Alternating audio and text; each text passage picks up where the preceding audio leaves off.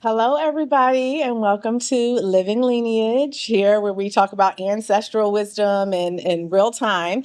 And today we are talking about what happens when life begins to change in good ways, right? I mean, there's always change, and most people fear change, don't like change.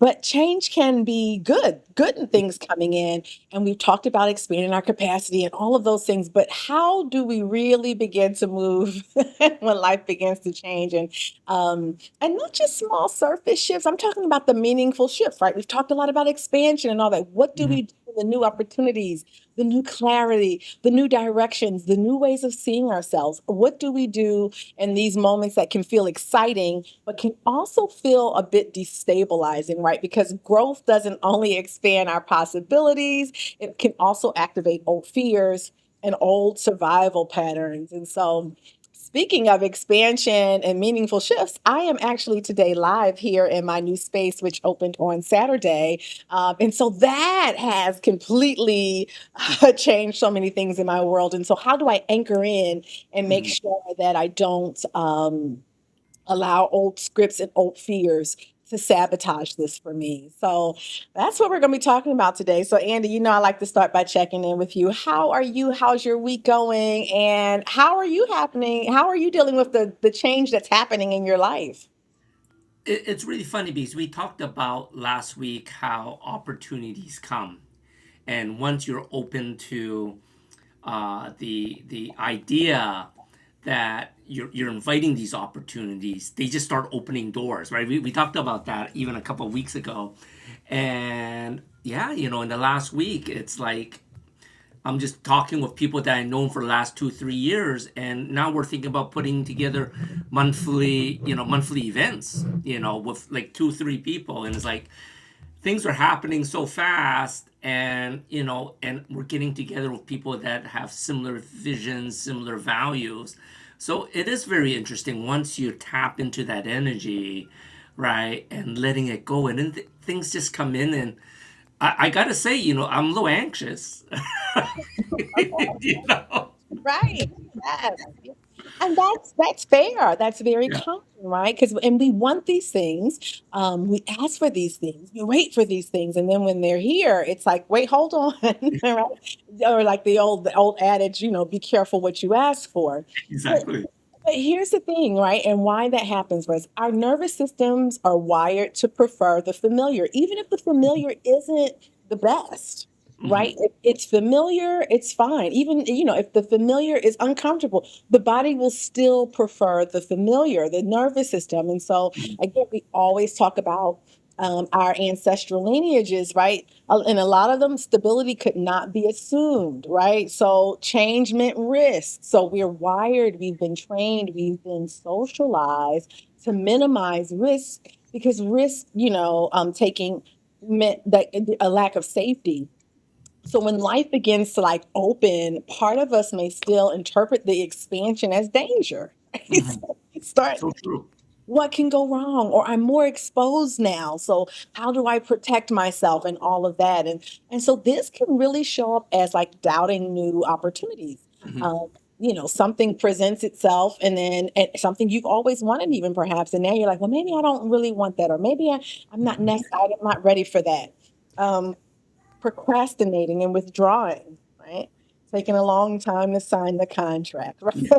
right? Or drawing out, the process, or again, withdrawing, going in, overthinking decisions. I think this is a big one for people. I mean, we just think about it backwards and forwards, and most of this thinking is anticipating all the things that could go wrong. We very rarely overthink all the things that can go well. We can start creating unnecessary conflict. We can see this like in relationships, right? As relationships expand, it's like, Hmm. oh, wow, we're getting along. This is very loving. And then we start even subconsciously picking fights, right? Or Hmm. creating conflict or friction where there doesn't need to be any. And then returning to old habits that just feel safer. Hmm. And so, again, not weakness, right? We always want to meet ourselves with compassion, but we can realize that these are kind of inherited protective mechanisms that kept us safe, perhaps kept those in our lineage safe. but they are not required right now. And so we can release them, right? And so um, self sabotage is a real thing. And most of Mhm. us don't like to think that we self sabotage, but we do. But we do. And we usually do it. It's not because we want to fail, it's because we want to feel safe. Correct. We want to feel safe. And so we will close the doors on anything that doesn't feel safe, even if those are the doors of expansion and Mhm. opportunity. Most of the time, they're the doors of expansion and opportunity. Yes. So, have you experienced anything like that in your life, Andy? Like, do you have any experiences of self sabotage? And maybe you look back at it now, like, oh, wait a Oh my minute. God, all the time, all the time. There's it's really funny because as an entrepreneur, I started really young at 21, Mhm. and as an entrepreneur, you're always going to see business opportunities, right? And the thing that I hear most now, since I've been a coach for so long, working with others, everyone's going to say, "I'll do it when I'm ready." Mhm. Right. And I think that's where most people self sabotage because I was exactly the same in the beginning. It's like, well, there's opportunity. I'm not good enough yet. Like they want you to speak or they want you to do something. I'm not ready yet. I'm not good enough yet. Or that's too much money right now. I don't know if I can do it. Right. And a lot of that is self sabotage. But here it is. Like you said, we're getting Ori to help us expand, give us some opportunities. The opportunities are coming, and I was like, well, I'm too scared for the opportunities, right? So, even for me, even nowadays, I get that all the time. Is like, is this actually a real fair, fear of failure or fear of the unknown? Like you said, I think a lot of us just want to stay in our comfort zone. But Mhm. I think once we get out of that comfort zone, that's when we grow, like exponentially too, right? Absolutely. Yes. Yes. And so it's so interesting for me, right? This moment sitting in my own retail space. And all the products on the shelves are things that I make with my hands.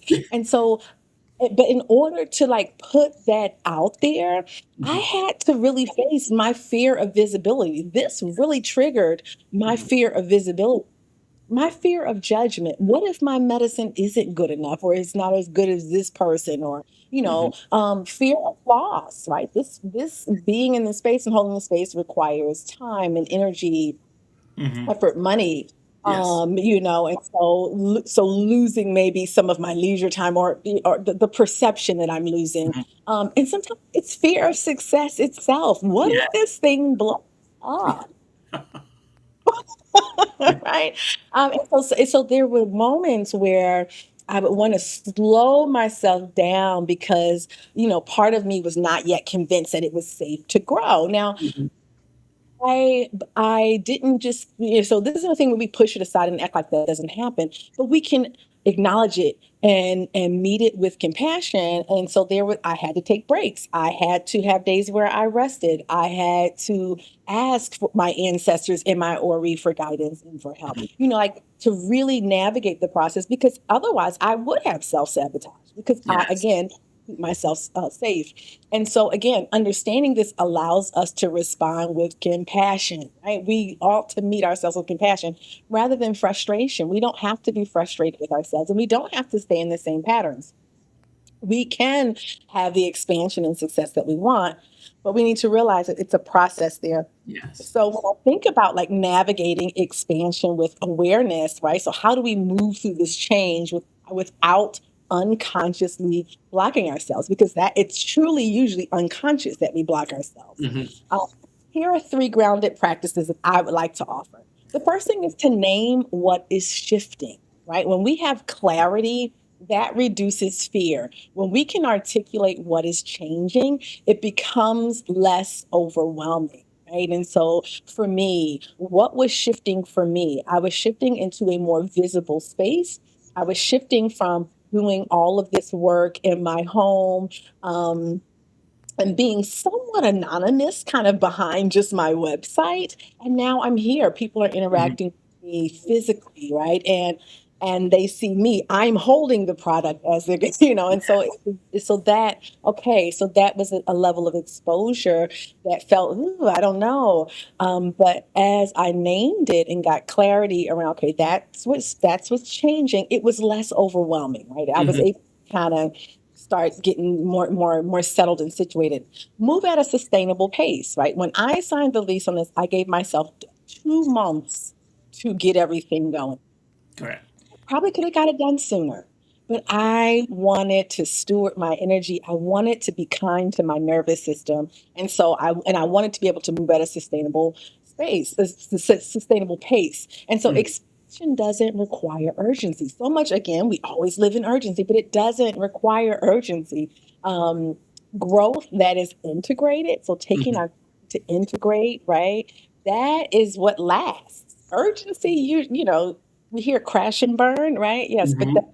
but something when we're integrating, it tends to last. And the last thing is, again, building that internal safety. So I supported my nervous system through rest. There were some weekends where I couldn't think about anything ancestors business. I could not think about this space. I rested. Um, Also supporting my nervous system through routine. Yes, I have this big project I'm working on, but where are the anchor points where I can keep routine, connecting with friends, and then honest reflection. Some days all I could do was just be afraid and just sit with those feelings, journal about them, call out to my ancestors in Ori for additional support, right? And so all of those things. And so change becomes easier, like when the body feels resourced, right? And Mm.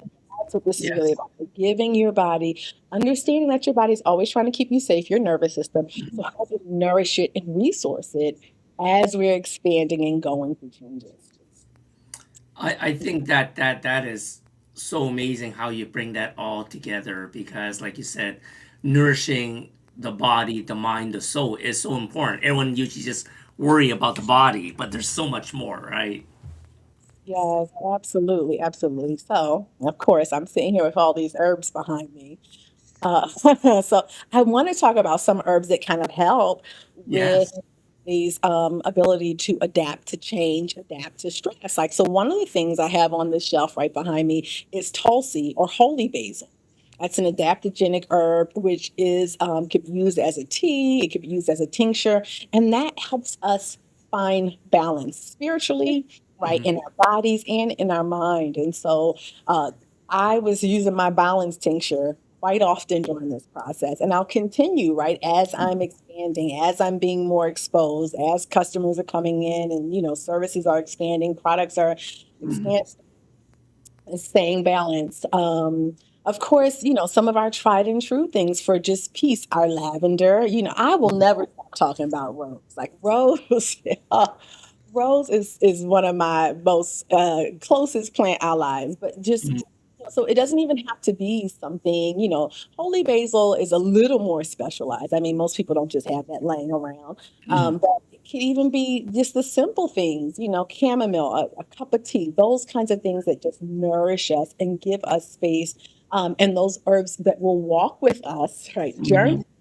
as we are expanding. Um, so yeah, we don't have to go it alone. Like, a lot of times it's like we don't have to go it alone. And we don't also have to now fill our body with all kinds of substances. There are natural things that we can Mhm. do to will support us. Yes, absolutely. So, Andy, throwing it back to you again. So, what are some of the ways that you are supporting yourself in the change in these changes, or looking to support yourself as you continue to expand? Now that you and your friends are talking about doing more things, I mean that's wonderful. So, how will you support yourself? I am definitely trying to get a little bit more alone time, a little bit more on the spiritual side. Being a little bit more mindful about setting time aside to meditate.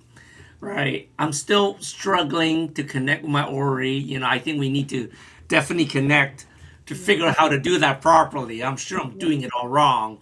But, to me, it's sort of like tapping into intuition and Mhm, just mhm, not necessarily asking if things are right, but giving me the courage mhm, to go forward of it and see where it goes, right? For me, it's like I always up for the challenge and sometimes it works out, sometimes it doesn't. But But now a little bit older, a little bit wiser. Mhm. I think about it a little bit more before jumping in. That's right. Absolutely. Absolutely. Yes, and and you have brought up Ori's a lot today, which is Yes. wonderful because our Ori, and it is no wrong way to connect with Ori. This is how I connect with Ori. I wake up in the morning and I say, "Well, good morning. Guide me clearly today." Mhm. It's as simple as that. And our hands are an extension of the Ori because that's how we take inspired action. Mm. Us and just sitting and just listening. And I mean so many things, everything that is in my space, in my retail space here was a conversation with my Ori. What should Oh, my signs look like? I have over 100 herbs at my apothecary at home. Which herbs do I bring? And just sitting and allowing the guidance to flow in as opposed to the frantic, trying to do everything or trying to figure out everything on my own, but just listening and allowing just kind of that quiet knowing to emerge. But what you mentioned is really important. You have to have that sacred solitude. You have to have some quiet time. mhm. Um, and if connecting with Ori is a new thing, yes, it may take a little bit more intentionality to tune in, but Correct. then it just becomes your natural daily kind of conversation Mhm. running in the background, and so it's a very beautiful thing. But again, that's it. We don't even have herbs are wonderful, but we have support within us, our divine Mhm. consciousness, right, or our Yeah. intuition, our higher self, all the different ways that we could all the different ways we use to describe Ori, as it's called in Europe. But yeah, I love that though. But the slowing down, and that's the thing I've learned in this process too of getting this apothecary going is a lot of times you have to slow down in order to speed up.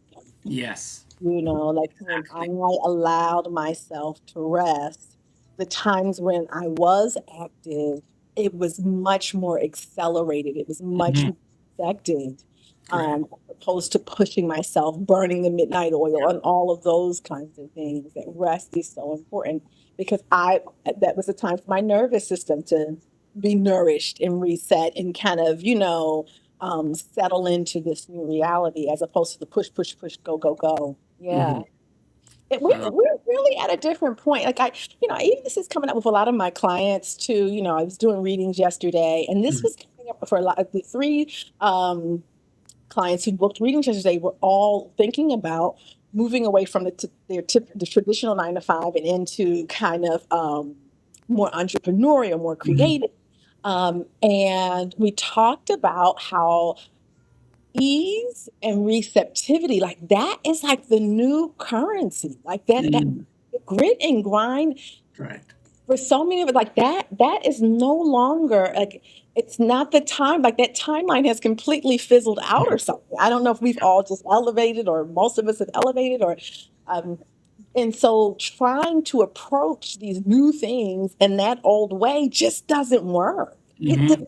I mean, it doesn't even work no matter how hard you try. So we've definitely shifted. But how beautiful is that, right? Because I feel like that's probably our most natural balance is just to be at peace and allow things to flow in, taking inspired action when, as necessary, but allowing things to flow in as opposed to elbowing everybody out of the way and, desperately and, frantically pursuing things. So it's like, it's interesting. But again, that's also another way that life begins to change. And when expansiveness starts to come easy, that really can be a trigger because we're not necessarily wired for ease. We are wired for survival, for struggle. Correct. But it's a beautiful thing to know that we can release that. Mhm. And so, as we're kind of coming to a close here, like when your life begins to change, remember it's not only an external process. So, all of the goodness that you've been asking to come in, all of the goodness that's being granted while Jupiter is exalted in Cancer, all the year the fire hurts, all of these things we've been so excited about, right? We've Mhm. been waiting with bated breath. And so now it's here, and you may find yourself kind of, wigging out. Like Andy says, he's had these new opportunities. He's feeling a little anxious. It's all natural, right? Mhm. This is part of that internal reorientation. And so you're learning to live, we are all learning to live in like this new reality, one that includes more opportunity, more responsibility, but definitely more freedom. There's more Mhm. freedom to allow it to be so. This week, as you go through the week, notice where growth is asking you to trust yourself. And remember, you don't have to become someone else. It's allowing more of who you are to emerge. That's what this really is. And Mhm. so when the old us are is triggered, or that old nervous system or those old fears come to the surface, we are just being allowed to release that pressure, release those masks, and be even more of our authentic selves. I Mhm. love that. Yes. Any closing thoughts? To be honest, no. I think that really just sums it up so perfectly. Yes, yes. Yeah, I mean it is. And so here we are. Here I am. I'm so glad that I got a chance to do the live from this space. And it actually I feel the energy of it, and doing this and having this conversation in this space, I feel is also releasing, a higher frequency for the work that I'm doing. So we've been talking about it for weeks. It happened, folks. Here it is. It is. And I had a great opening weekend this past weekend, and looking forward to doing so much more here in this space. I'll be having a grand opening celebration Mhm. on the 4th. And so those of you who are on my email list and all that will get the information on that. But this is Living Lineage, where we talk about ancestral wisdom for everyday life. And we'll see you next Wednesday. Thank you for tuning in. Goodbye. Healing doesn't begin in the body, it begins in the spirit. I'm Dr. Jeanine L. Williams, founder of Ancestors Bosom, a sacred space for spiritual and ancestral remembrance. Through intuitive guidance and energy work, I help you reconnect with your highest self and align your spirit, mind, and body with the rhythm of your ancestors. Together, we listen for what your spirit needs. We release what no longer serves you. We restore balance and open the path to peace, clarity, and purpose. My work is supported by spiritual herbalism, plant allies that ground and nourish your transformation. Every session is a ceremony of remembrance, a return home to yourself. Ancestors Bosom, where healing begins with remembrance. Visit ancestorsbosom.com and begin your journey home.